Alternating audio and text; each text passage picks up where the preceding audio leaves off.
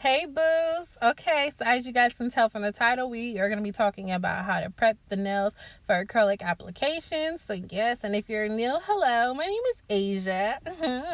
Okay, so basically start by pushing back the cuticles. Now, I used to be like timid, or I'm like, oh, I don't want to apply too much force, but now it's kind of like I'm not here to stab them or anything like that, but I am here to push back them cuticles. Like, so it's kind of like, girl, low key get over it. Like, I used to be like, oh my gosh, tell me if this hurts you. Is this hurting you? No, I don't do that no more. Like, oh well, it's gonna last you for 2 seconds. Like, some people's cuticles is a little rough, and so I might need to put a little bit of elbow grease into that. So, girl, don't be afraid to push back them cuticles, okay?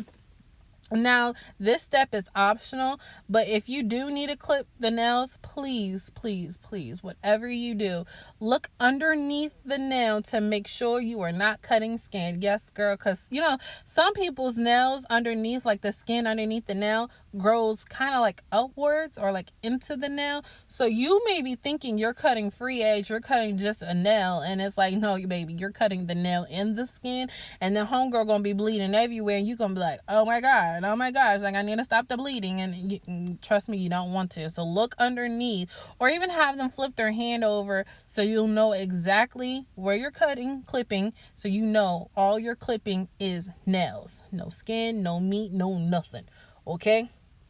And now, after I do this, I'll go into my getting the cuticle area. Now, I got this bit from Amazon. It comes with like 3 of them. One, like a smaller ball, a bigger ball, and it was another one. Now, I'm going to tell you all the stuff that I used to do wrong with this. I used to think, because I've seen some videos where it was kind of like on top of the skin, and it was removing it, and I was doing that, but I didn't realize, like, I knew where the cuticle, the dead skin was, but I didn't really know where it was. So in essence, the way I used to do it, it wasn't really getting it off of the nail plate because I wasn't really aiming for that. So now I always, like, you always want to keep your drill, like, I guess parallel. Like, you don't want to dig into the nail bed. But now it's kind of like, instead of coming on top of the cuticle, it's like I'm coming at the cuticle, if that makes sense. And then it's like when I'm getting in here, it's like I'm just trying to like remove it or like roughen it up. Like, I'm not trying to be a perfectionist with this, because I'm about to go back in here with the sanding band and actually like get in there. So it's like, I guess it's like the rough edit, like the first draft kind of sense. So I hope that's making sense. I hope that makes sense.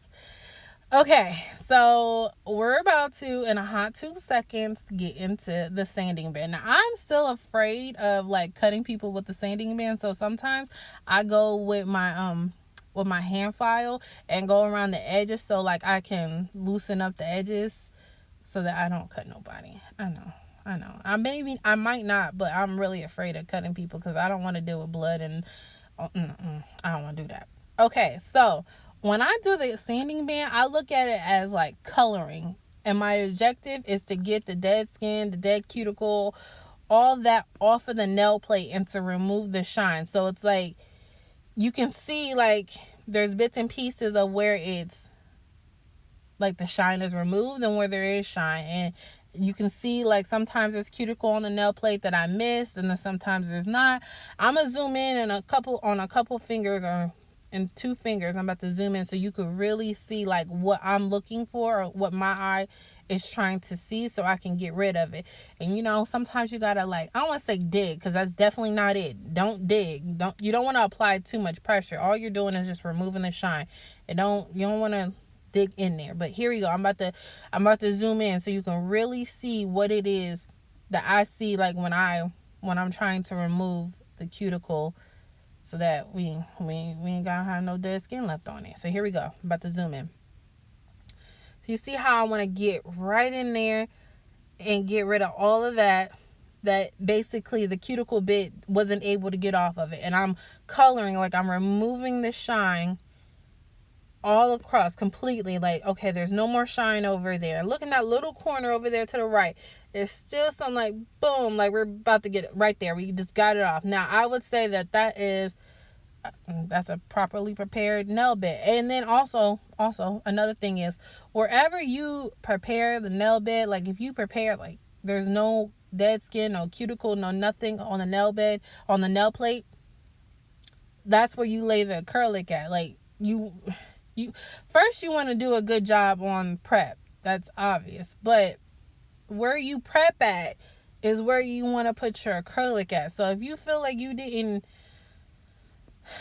I don't want to say this as in do this a half-ass job. That's definitely not what I'm saying. But if you feel like that's not a spot where you prepped at, don't put the acrylic at, because if there's dead skin, it's going to lift. If this makes sense onto what I'm saying. I hope that all this makes sense. This is basically the end of the video. I'm literally just showing you how I prep my nails for when I do acrylic. Let me know in the comments if this helped you or not. I hope that it did. And I'll see you guys on the next video. Bye.